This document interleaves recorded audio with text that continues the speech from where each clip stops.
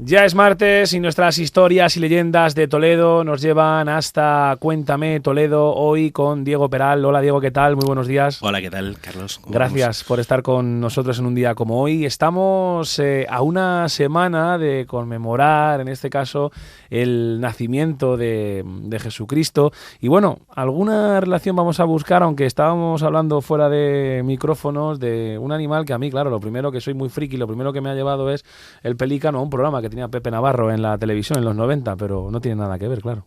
Claro, no tiene nada que ver. Pues básicamente venía a hablar de pelícanos en Toledo. Puede parecer algo extraño, que sorprenda, ¿no? Porque los pelícanos es un animal que no suele estar representado aquí en la ciudad de Toledo, no suele estar, no representado, no suele estar físicamente, ¿no? Aquí. Pero vamos, es un animal que aparece representado en el arte, sobre todo en el arte que tiene que ver con la iglesia, con la religión. Bueno, aparte del arte español, pues es un arte religioso, ¿vale? Porque la iglesia siempre fue uno de los principales patronos de los artistas.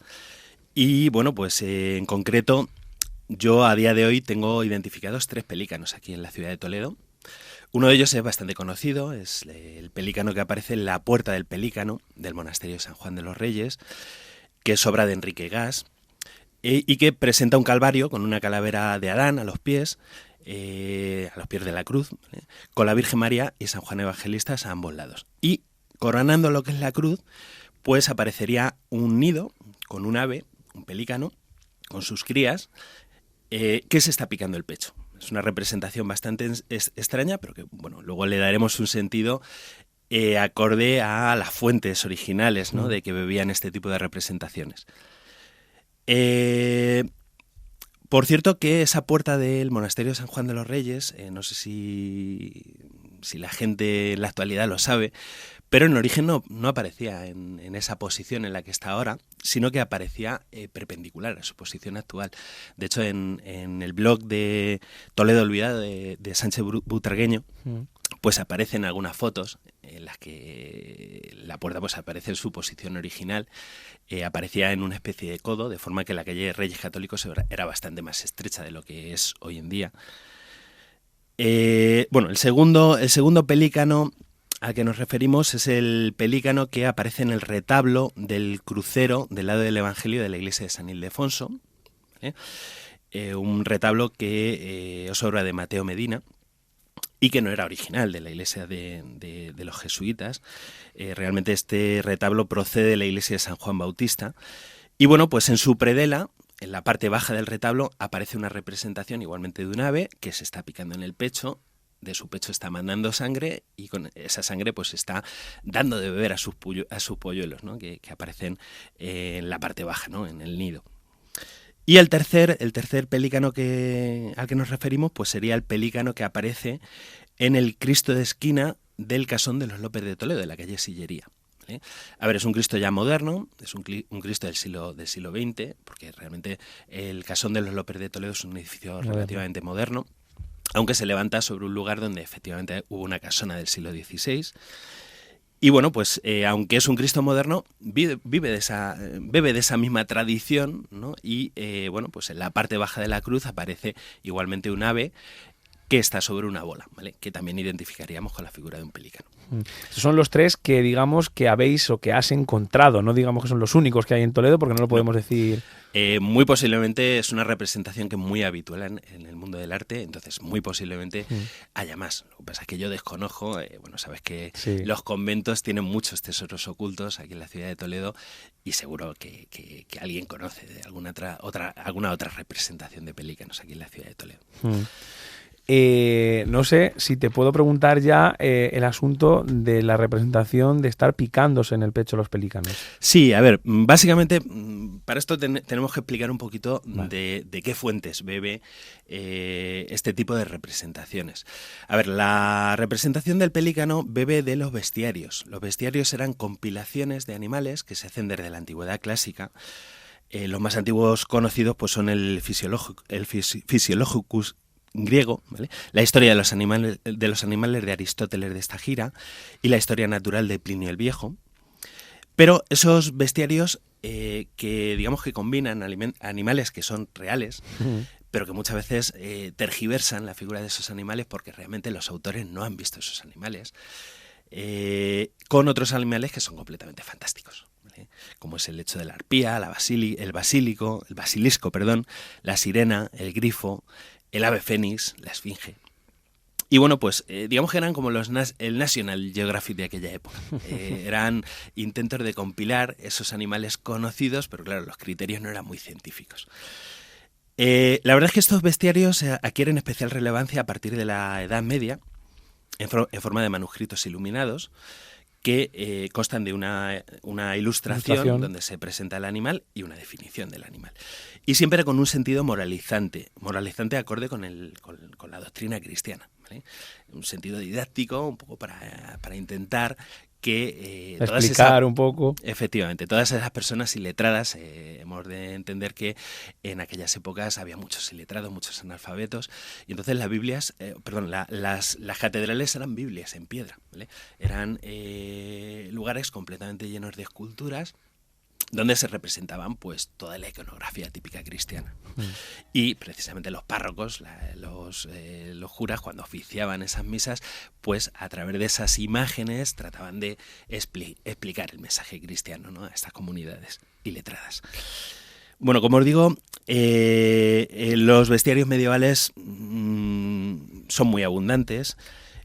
Por ejemplo, uno de los más antiguos es las etimologías de San Isidoro de Sevilla, que en su libro 12, titulado De las bestias y de los pájaros, pues está haciendo una recopilación de los animales conocidos. A ver, las etimologías de San Isidoro de Sevilla realmente es un libro, un volumen enciclopédico que trataba de abordar todo el conocimiento de aquella época. De la época. Vale, pues como os digo, en ese libro 12 pues está dedicado a esa recopilación de animales.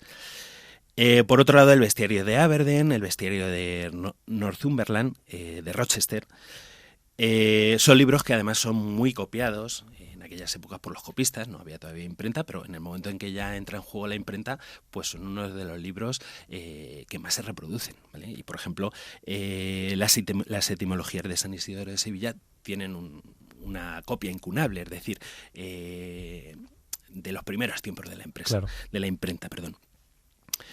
Realmente el único bestiario escrito en castellano es el bestiario de Juan de Austria, escrito por Martín Villaverde, y que está datado en 1570 y está conservado en el monasterio de Santa María de la Vid de Burgos. Bueno, el caso es que la gran mayoría de estas obras pues, se escribían en latín, que era el lenguaje de la Iglesia en aquella época. Esa tradición de bestiario llega prácticamente hasta la actualidad, no se ha quedado ahí en el medievo, ¿vale? En tiempos más recientes, pues, por ejemplo, tenemos el bestiario que produce Juan Luis de Borges en colaboración con Margarita de Guerrero, el libro de los seres imaginarios. E incluso... ¿Van cambiando esas definiciones? ¿Van mejorando, por así decirlo, evolucionando? Por supuesto, además en la actualidad a lo mejor ya no se les da ese sentido, claro, acorde con la doctrina cristiana. Y bueno, y sin ir más lejos, una obra de J.K. Rowling, Los animales fantásticos y dónde encontrarlos, beben también de esa tradición de los bestiarios, ¿no? Bueno, pues yo básicamente quiero hablaros de que los bestiarios eran un referente de primer orden para el arte en aquella época. O sea, los escultores, los pintores tomaban como referencia esos libros, al igual que los libros relativos a las vidas de santos, el Santiago de la Vorágine, el Flos Santorum, ¿vale?, que eran recopilaciones de vidas de santo un poco para luego poder ilustrar sus obras. Era una forma de dar vida a una...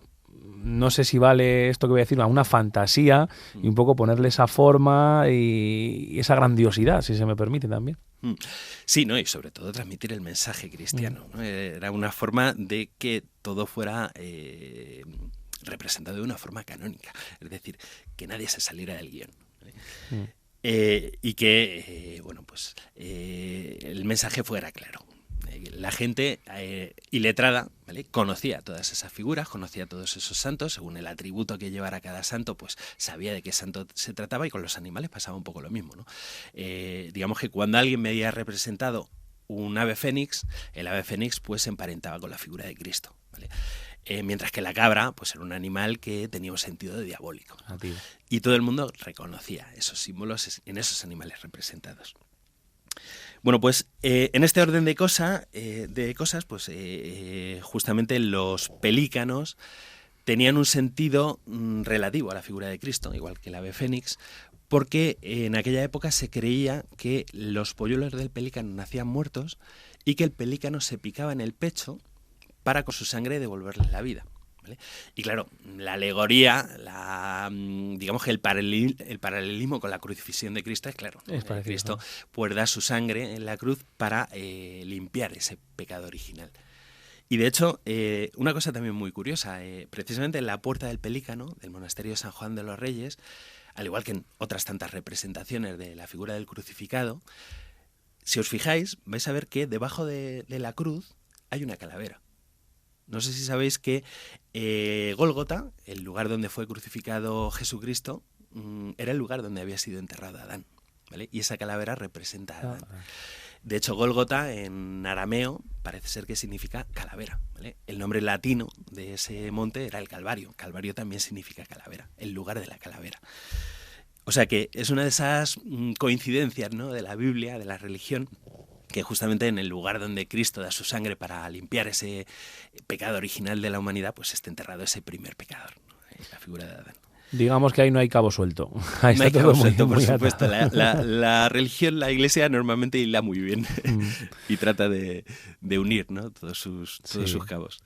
Pues con eso nos vamos a quedar, Diego, si no Vale. me dices lo contrario. La verdad es que a una semana de celebrar Nochebuena, Navidad y demás, me parece súper interesante esta historia que tiene que ver con los pelícanos. Muchísimas gracias. Desde Nada, un Cuéntame placer. Toledo, Diego, y encantado de tenerte con Nos nosotros. iremos viendo en otras ocasiones. Un placer.